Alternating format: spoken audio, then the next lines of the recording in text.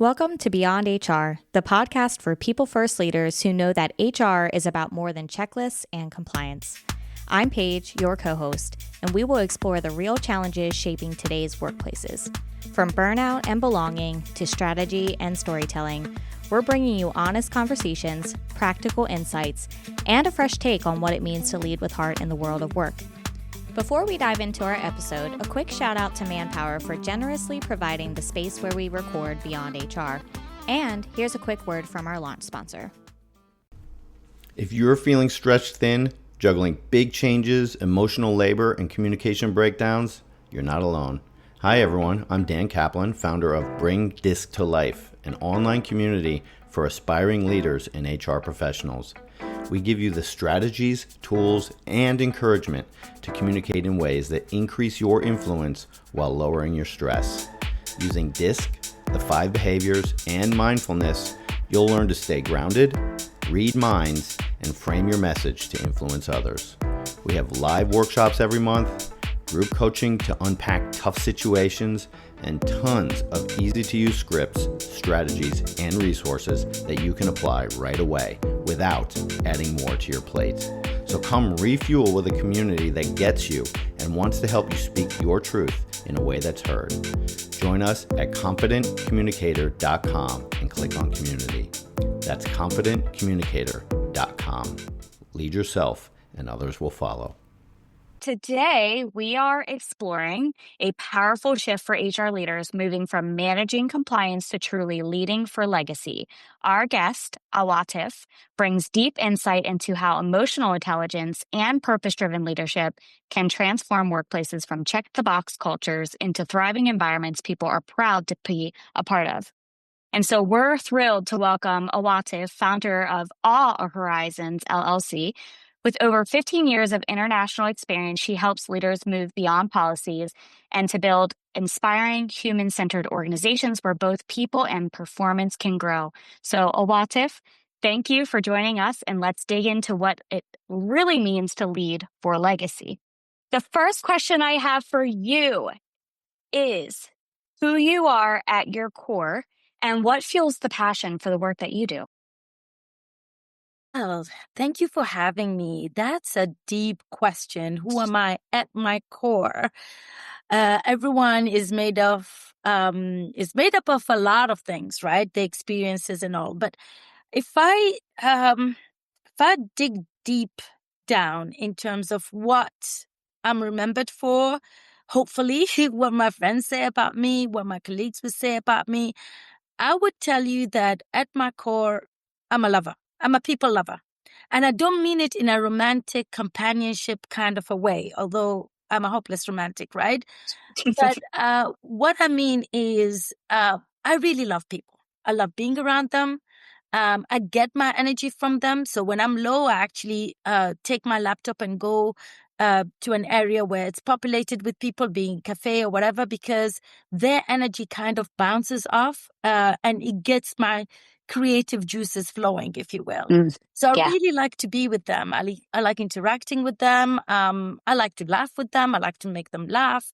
I'm sad when they're down. I'm happy for their achievements. So I guess that kind of ultimately led me to the life or the path of HR. It just made sense, right? Because I already liked being with people, and so helping them, be it professionally or otherwise, made a good fit. It made sense to me, and my career kind of took off with that in mind. I love that. And you said something very special to me of you are down when others are down and you are up when other people are up. So kind of tell me a little bit about how you manage that, because it sounds like to me you are that empath person. Yeah, it could be a little bit taxing. I cry in movies, for example, when you I do too. I know when it's not warranted at all. Like, I don't know. I just get emotional sometimes, and maybe it's coming with age as well. I don't know.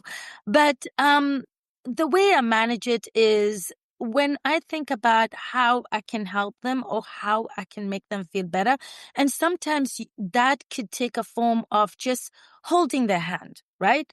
Or just being there. Because sometimes our first reaction is wanting to give suggestions and wanting to tell people what to do, and that's natural because that's what we want to do. We want to help people, but maybe that's not the best thing to do for them at that specific moment, right? Right.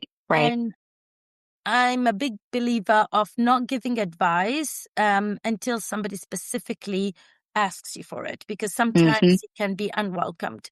So the way I deal with it, well, when you're happy, right? You don't have to deal with that. You just, capture that moment and make it last for, for as long as you can. But when you're sad, I just feel like, okay, I'll be sad for a bit. And then I'm like, okay, let's turn this around. Let's get the day. I'm always looking for silver linings. I'm always saying, okay, this thing happened. It was bad.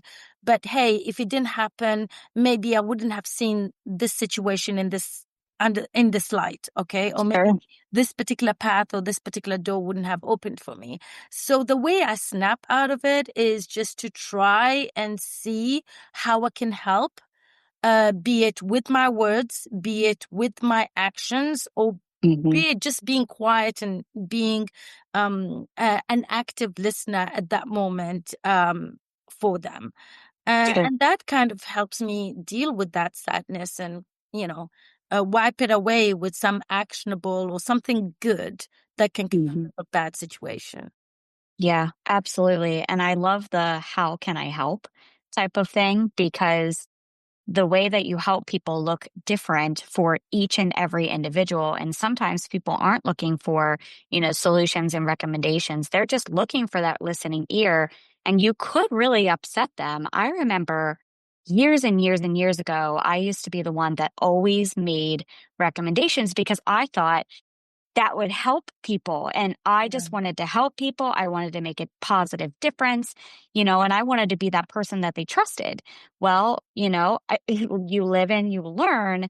And I found that is not effective. You actually have to ask people, how can I help? Are you coming to me to vent, or are you coming to me for some solutions, or do you not know? And maybe I can just sit here and be a listening ear and just, be that person that you can trust, which, in HR in general, that can be a really tough thing sometimes, just listening, because you always do want to find the solutions. Maybe that's kind of like what's embedded in us.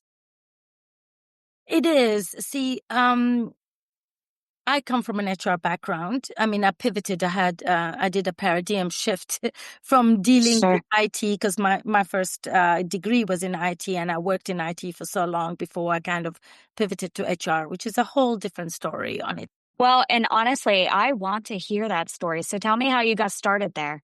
Wow. Okay. So, all right, let's go back. So I've been in IT for 12 years. I just aged myself now. That's just 12 years in IT. And then from there, and that was completely technical. And then from there, I pivoted to project management, but it was all IT-based projects and solutions, business solutions using IT, basically. And so I was doing that job. And then at my company, they were looking at creating a people committee. Back then, we just called it a people committee. Right now, an ERG, if you will. But before naming it an ERG, it was an ERG. And at that moment, HR specifically wanted that committee to be outside the realm of HR. So they didn't want it to be under the HR function. So they did an election kind of thing. I was an elected chairwoman of the people committee twice in a row, consecutively, right? And so I was doing that along with my normal job, right? That was just an additional thing. And the people committee was just basically just to take a pulse, see how everyone's feeling. It could be as simple as, well, we want the Christmas tree to be here. Sure. Yeah. To more challenging aspects of it. So while I was doing that, and I will report to the board, to the executive board, in terms of what the people are feeling and all that stuff. And through that work, I was spotlighted by the HR director, who approached me, I think it was during a Christmas party or something, and started asking me all these HRE questions that really you shouldn't be asking people outside. Sure. So he was asking me, well, where do you see your career going? And, would you consider a career in HR? And honestly, at the beginning, I thought he was pulling my leg. I thought he was joking. And this is like, in a Christmas party setting. So I was wondering how many tequila shots had he had before asking that question. Sure. But he was serious. He was like, no, we've seen you work. We've seen the way you deal with people, going back to my core. And, and I said, well, HR is wonderful, but I don't know anything about HR. I've never studied it. I don't know anything. And they said, well, you have the right caliber for an HR person. The technical stuff or the knowledge gap, we will fill, right? I love that. Training, we will do everything. But as attitude-wise and relationship-wise and caliber, you will do well should you want to go down this path. And don't worry about the technical stuff. We will do that later. And that's how I kind of changed from working with computers, which is much easier, to working with people, which is challenging, but for me, it was rewarding and it was a good fit. I love that. Yeah. And kind of going back to what you were saying earlier, it's crazy how, just your energy itself and your personality and who you are at your core was actually coming out, and HR was actually seeing that. That's so cool. Yeah. Oh, And that's that's neat. telling to their leadership, right? Absolutely. To be able to match the organizational strategic objectives to individual capabilities and career aspirations. So there's always that gap you need to kind of align what the company wants to achieve and then look at its talent pool, who's there and who can fit that role.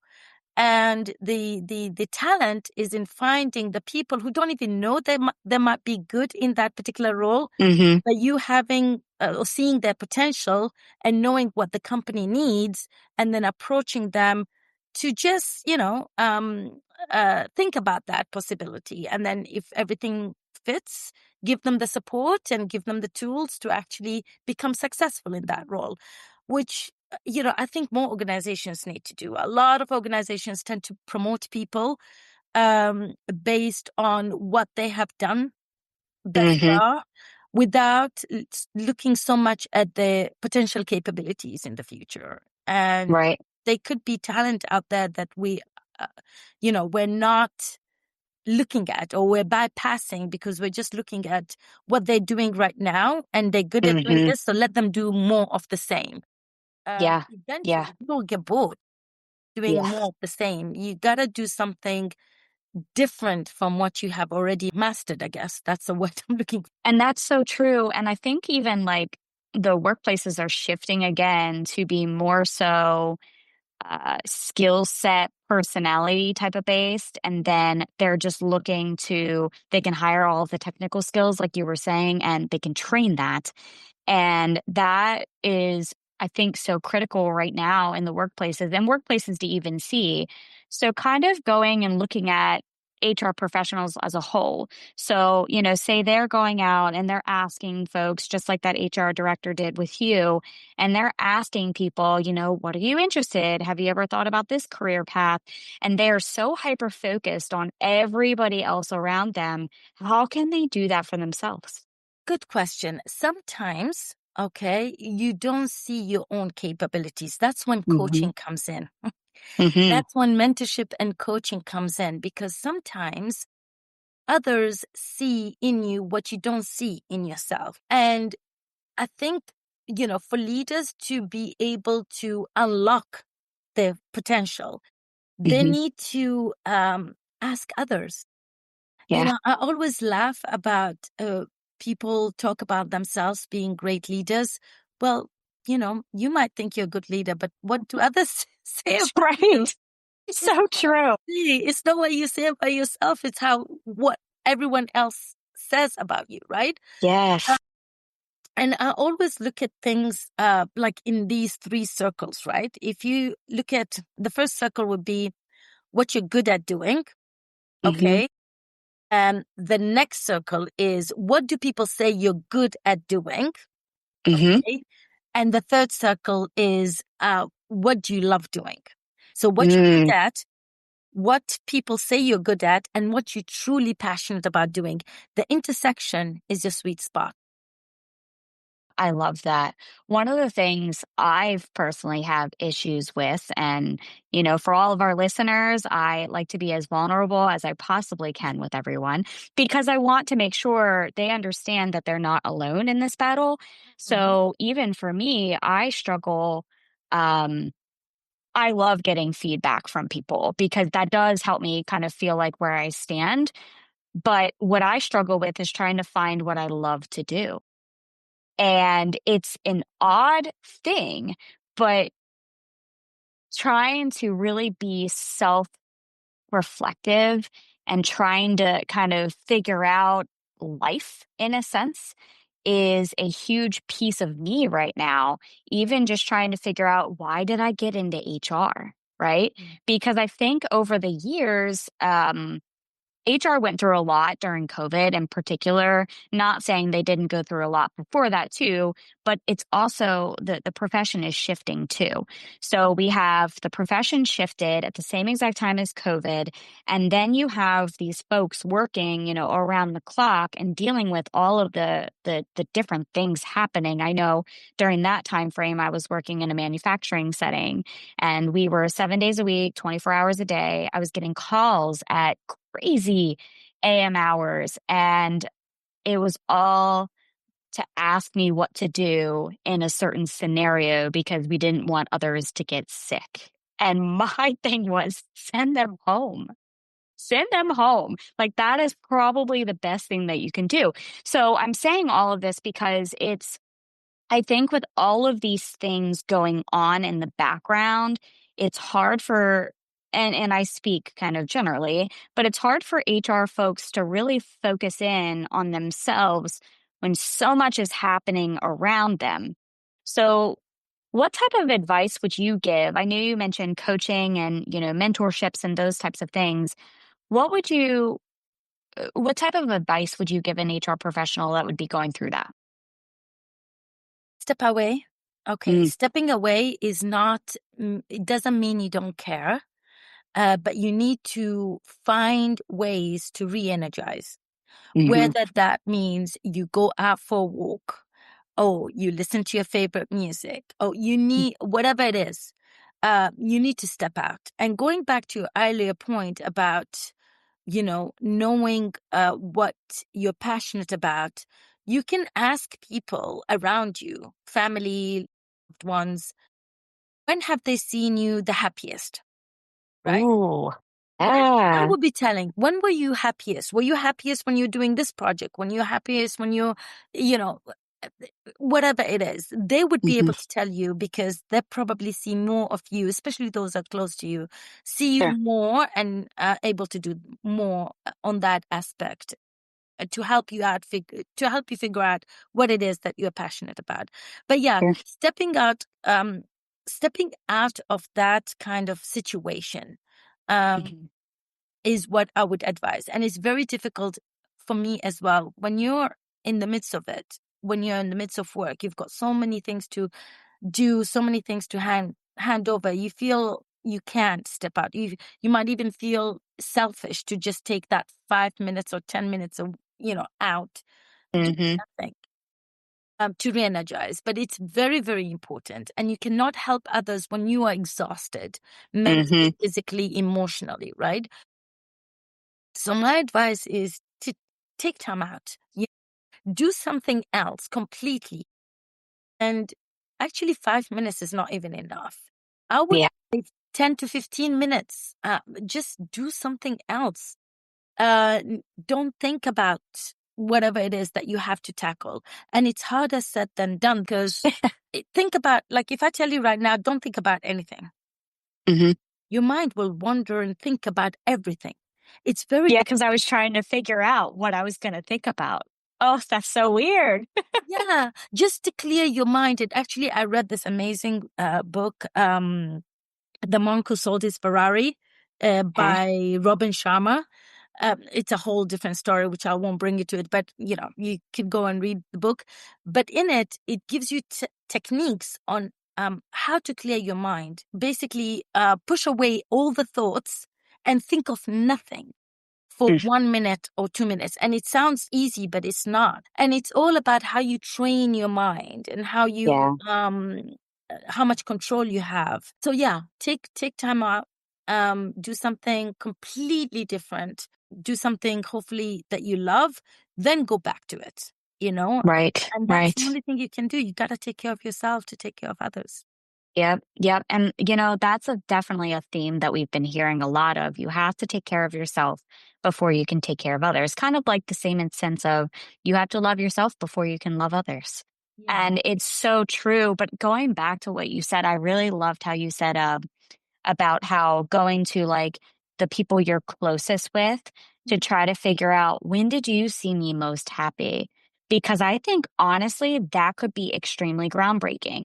I heard from, I believe it was a psychologist recently, and they were saying something about how, when you were, say, like 12 years old, you are the same person that you were at 12 years old. Now you've just essentially like grown, but that is the type of person that you strive to be still. So like an example of that would be, I loved singing karaoke when I was that age. I loved playing volleyball at that age. And so I am getting back into, volleyball. So I'm finding that passion, rekindling that and what I love, but also really looking at singing, going outside of my comfort zone, really pushing myself to do things that maybe I necessarily wouldn't do it before because I was scared. And somebody would ask me, scared of what? And I'd be like, I don't know. I don't know. It's just that underlying fear of the unknown, maybe. And maybe that's kind of what HR professionals in general are struggling with, because I've heard a lot from people that they feel like they can't build relationships at work. And when they say relationships, they mean friendships because of the type of position that you're in. So, how have you kind of overcome that over the years? Oh my God. Yeah. Okay. You just open. Big question. I know. No. That's exactly the advice I was giving a family member the other day. We've all been made to believe that we have to separate our personalities at work versus our true authentic selves, right? Mm-hmm. And Mm-hmm. for some reason, I don't know where this teaching or where this belief came from, but we all think that, okay, we got to go to the office right now, or whatever the work environment, doesn't have to be an office, right?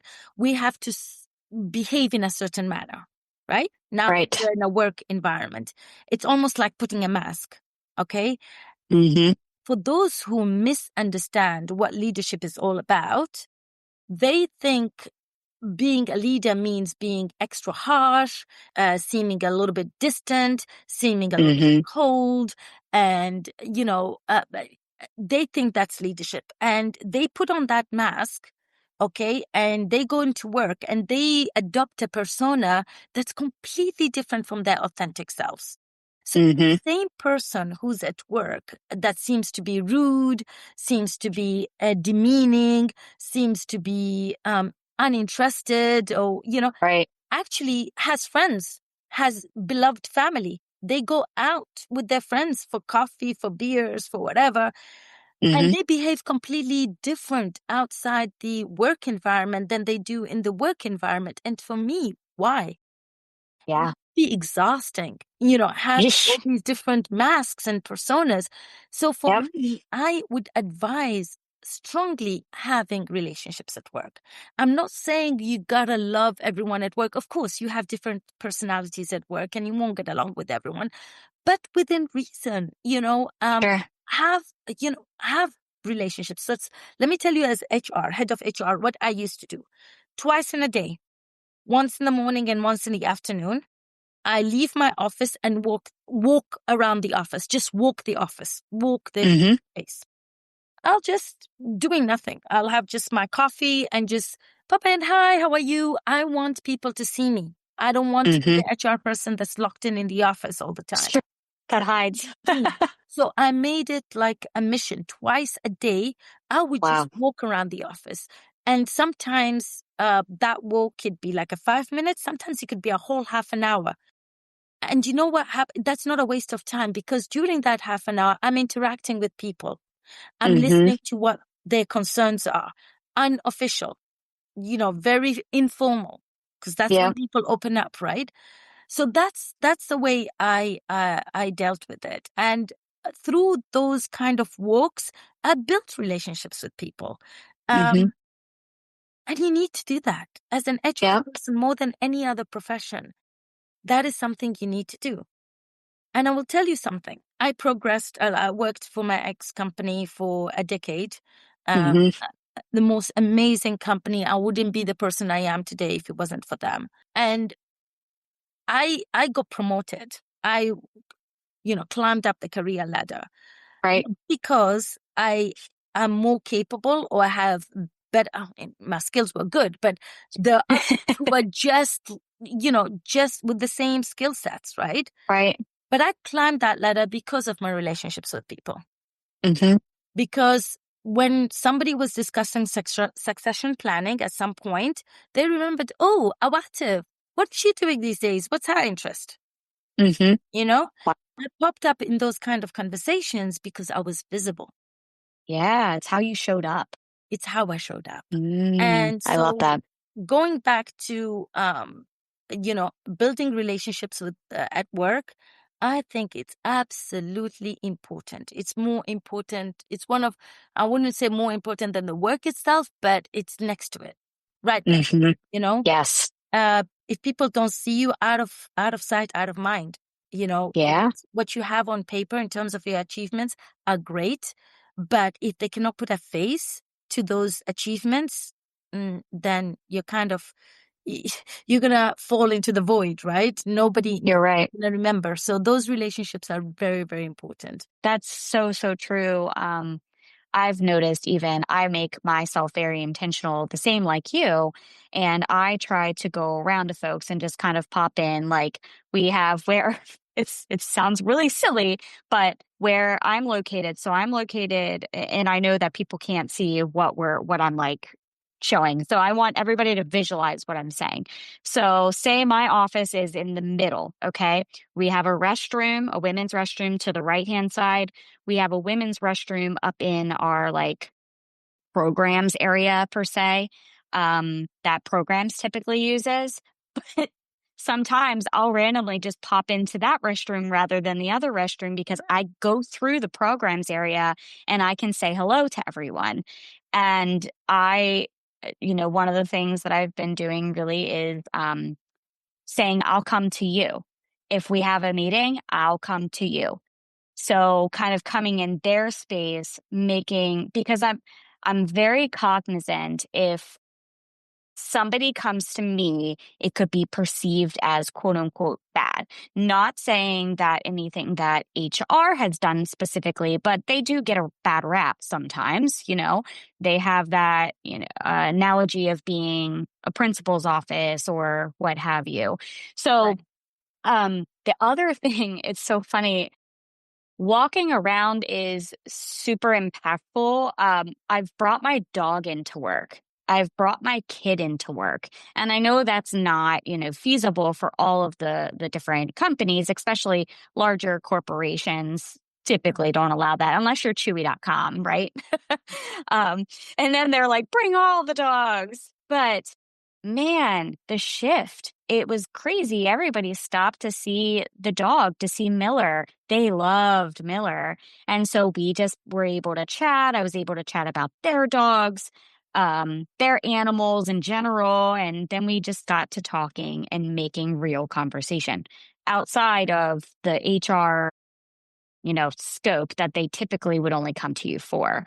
So it's pretty neat to see the shifts in relationships depending on what you do. So I love how you made it very intentional to walk around twice a day. That's a lot. And I know that's a lot because I've had to do it before, especially on a manufacturing floor.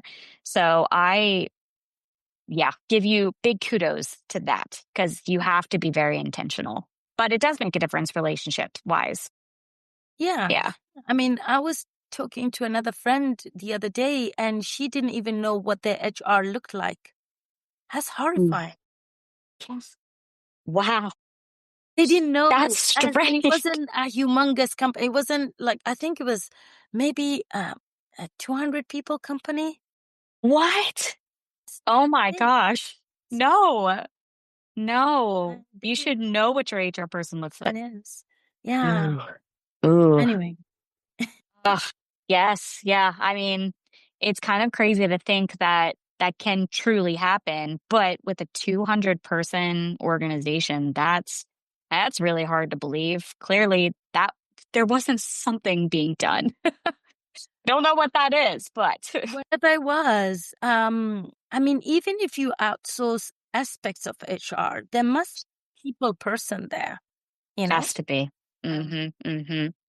So we're seeing the shift in HR becoming more of that people type of focus. So your motto is leading for legacy, not compliance, right? So talk to me about how and what kind of got you started on that. What got me started really, I was privileged enough, I think, to have worked in organizations that really got leadership right at the get-go, and Mm-hmm. they understood the importance of true leadership in creating those healthy work cultures that everyone feels comfortable to be their true selves and authentic Right. selves, right? And then I went to do my executive MBA. And the executive MBA means we do evening classes and the students would work in the morning and then come and take the evening classes. So during that whole experience, the students will come in and bring real life challenges and real Mm-hmm. life examples that we had to work on in the class as a business case, right? And through that interaction, I heard horrific Mm-hmm. stories of conduct under the umbrella of leadership from Mm. my fellow students. I actually felt sorry for them. Oh. First, I felt really bad. Then I felt really angry that people had the audacity to misbehave so badly, so Mm-hmm. publicly in the workplace. I'm talking about screaming and name calling and blaming and, scapegoating, all that kind of Yeah. behavior. And they claim to be leaders. So that kind of really angered me. Those are the type of people that we talked about earlier, right? Of how they think they're leading properly and great. But how about they ask other people, like the students that were giving these cases? Yeah. Yeah. Yeah. No, they were suffering. Oh, And it takes its toll, right? Because we're sure. emotional people. So it takes its toll mentally, physically. I mean, it can result into really physical illnesses, right? Mm-hmm. And it's just not right. I mean, it must be exhausting for that leader to behave that way as well. And going back to the earlier conversation, we're talking about people believing that they have to adopt a certain persona when they go to work, Right. wearing masks, right? It must be exhausting, Mm-hmm. to do all this. And it can't feel nice to be demeaning or screaming at people. I mean, of course, there are people who are maybe sadistic and they take pleasure in doing that, but I Sure. believe the majority of people are not like that. Right. And they resort to that kind of behavior because of whatever the reason, whatever their Sure. beliefs are. And so that's what really got me started in this path, because I don't know if I call it privilege right now. I don't think it should be a privilege. It should be a right that you go to a work environment and it's healthy and it's great and you get to perform. and leave feeling great, right? Rather than feel, Right. oh God, I have to do this again tomorrow, right? Or it's Monday. Gosh, I don't feel like going in. I hear that often. Exactly. So I did not experience that. Luckily for me, privilege or not, luckily for me, I worked in environments which were healthy. I'm not saying every day was rosy. There are challenges that you have to face, but overall, it was not a toxic work environment. Far from it, Right. in fact. And so I took it upon me to raise that awareness and make people understand that you could be a humane and an excellent leader without sacrificing on profit. Okay. Behaving or leading for compliance, which I nicknamed dictatorship, can Yep. yield results, right? That whole Sure. carrot and stick approach does work, but it's short-lived. It's short-term, and it leaves a very distasteful memory, painful memories sometimes. And it's not that legacy that you want people to remember you for.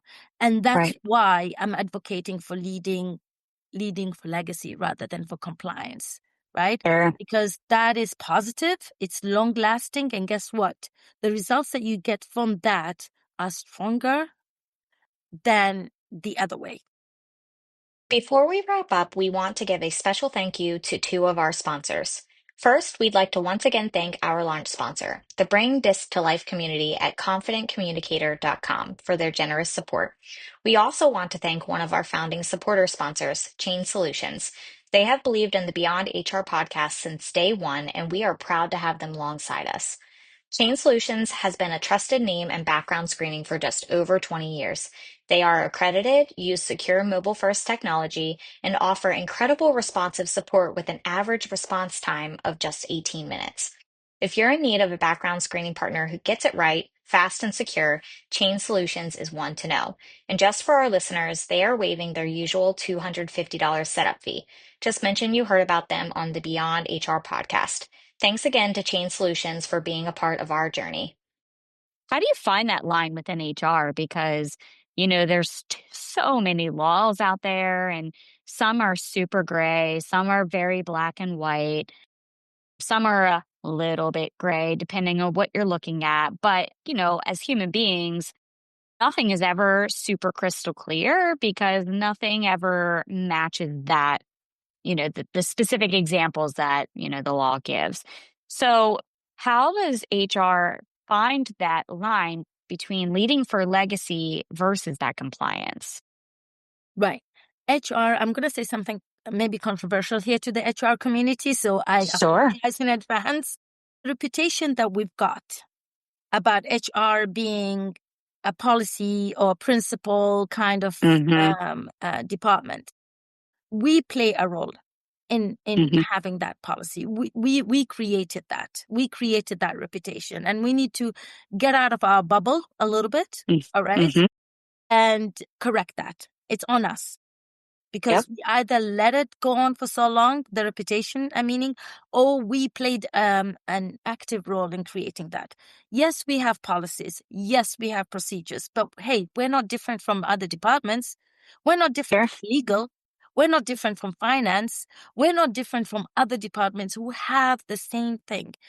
Our role in HR is to make people understand the reason behind those policies that they have to abide by. Okay. If nobody likes to be just told to do things without understanding why. So our duty is to change that mindset, is to explain to them why certain things need to be done. And once you explain that, okay, and once you get them on board, they will want to do it. Not because they've been told to do it, but because they understand why, and they want to be on that journey with you to become compliant, or to become successful, or to become to get to that market share, or to whatever that outcome. The policies are linked to an outcome, right? Otherwise, they use Right. So whatever Right. that outcome is, once you explain the journey and the reason, they'd want to do it because they want to be part of that journey rather than them being told or dictated to say, Right. you gotta do this whether you like it or not. Yep. And I love personally explaining the philosophy behind things. So even that's a part of the why, but even like the leadership philosophy and what we strive to be. And here is why we have this type of thing and how this kind of all syncs up together. And so even kind of me sitting back and saying, we are trying to be intentional so you know you are cared for. So here is what we're doing because of that. And man, that has been super effective. And it's nice because, some folks may not even know the policies. Do they really care to look at a handbook? Do I really care to look at a handbook? No. Come on, let's be honest. And that might be controversial too with, some HR folks. Maybe they are like super honed in on the handbook saying, well, this is what the handbook says. Well, no, let's look at the human being first. And then let's look at the policy to see if we have anything at all. Because if not, I mean, it all depends on the different situation, but there is a different approach to being able to handle the human side versus the compliance side. Because like I said earlier, it's never a straight match, right? Yeah, absolutely. And by the way, both of them deliver results. It's just Right. Different how results. long, right? Yep. At what cost? That's even more Yes. important. Yes. For sure. If I learned anything in my own entire whole life, if I want to leave people with one thing, Yes. it would be this: that people will do things for you, and people will do things that you want them to do because they like you, because you made them feel safe, because you showed them that you care, and you've persuaded them and convinced them that this is the right thing to do. That's pretty powerful takeaway. That's the only way. I mean, you can get people to do things that you want them done. They have to be on that journey with you. They have to be interested. So it's not a child. Yeah, well, in a sense, you're like explaining really thoroughly the why. And I love how children really kind of take us a step forward because they test us every single day. I have two children of my own. I know I've told you that previously, but for other folks, two children of my own. And it's funny how much they push me on the why and how much I don't know the why sometimes. And I'm like, I don't know how to explain that. Just give me a few minutes. So they actually make us better. It's kind of funny how that happens, but that's kind of a tangent, but it just kind of popped into my mind. It is. And then talking about children, and I don't have children. I have 13 nephews and nieces, and they're keeping me busy. Yes. But I mean, there's a saying like children will always imitate what the adults do. And can bring that back into the work environment. Right. People will always mimic what their leaders do, right? If you behave in a certain way, they will think that that's okay. And they will behave in that same way as well. I think there was an experiment. I can't remember the leader that did this. Some company, a leader decided to, test this whole concept of, walk the talk kind of thing. And, people will follow. I think he started just wearing jeans on a particular day of the week. And I think this was a law firm or something that, formal dressing was mandated or something like that. Sure. He just started wearing jeans one day a week, right? Fair enough. A few weeks later, people followed. I love that. No policy written, not communicated, right? Yep. They will follow. It's what you do.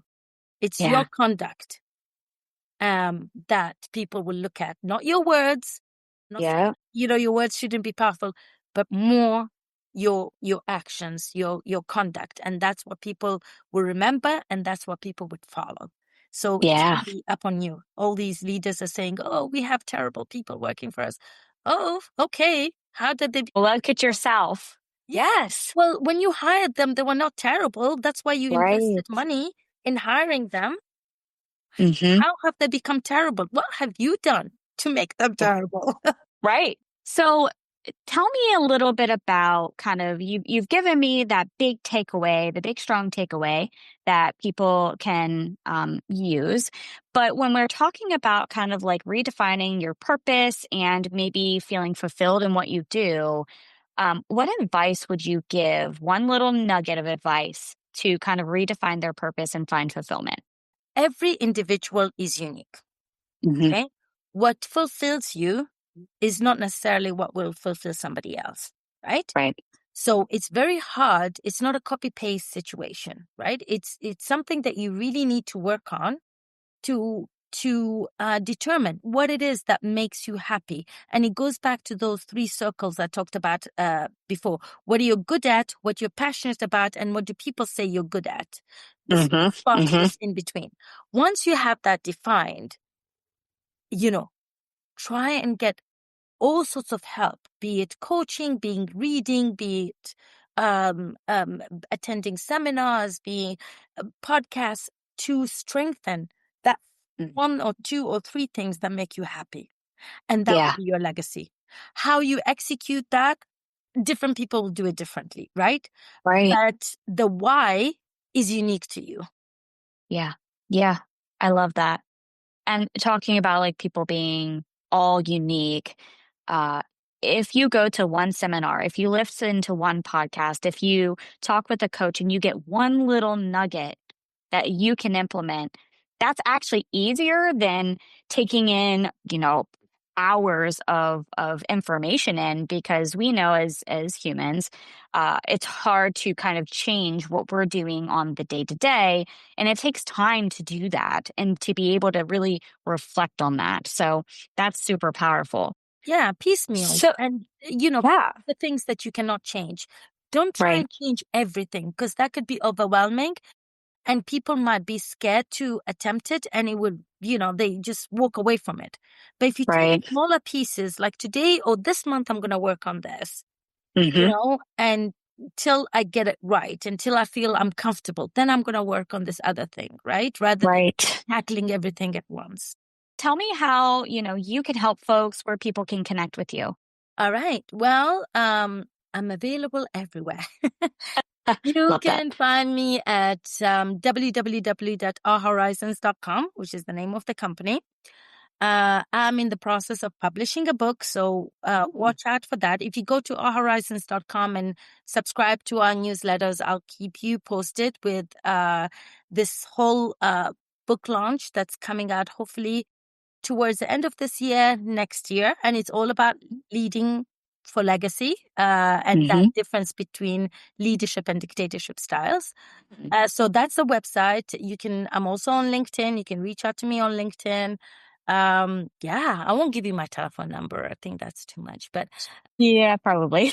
You yeah, wouldn't want people I calling you will. all times of day. Exactly. The website is the best. LinkedIn is another. Or Horizons .com is the best way to reach out to me. And Right. you can email me as well. There's a form that you can submit on our website, and I'll get back to you, or a team member will get back to you within 24 hours for sure. Love that. Well, thank you so much for your time today. I really enjoyed our conversation. I know me personally, I've really learned, several nuggets that I am going to have to actually go back and listen to this again, so I cannot forget. If I write it down, typically it can happen. But boy, I hope that everybody learns at least one thing from this. And, I feel personally, if you don't learn one thing from this, you were not listening. So I want you to listen again, and you will learn. It's kind of like a movie in a sense, and you watch it over and over and over again. You're always seeing little different things within the movie. I've watched this Moana movie. I don't even know how many times, maybe like 100. It's crazy. My daughters love Moana, but I see something new each and every time I watch that movie. So if you hear things during this that you want to go back with, I do encourage you to really listen to this again. But thank you again so much for your time today. Thank you for having me. Thanks for tuning in to the Beyond HR podcast. We hope today's episode inspired you to reflect and grow in your own HR journey. Connect with us on LinkedIn, Facebook, Instagram, TikTok, and YouTube at Beyond HR Podcast. If you found value here, share it with your fellow HR professionals. Until next time, keep making an impact on yourself.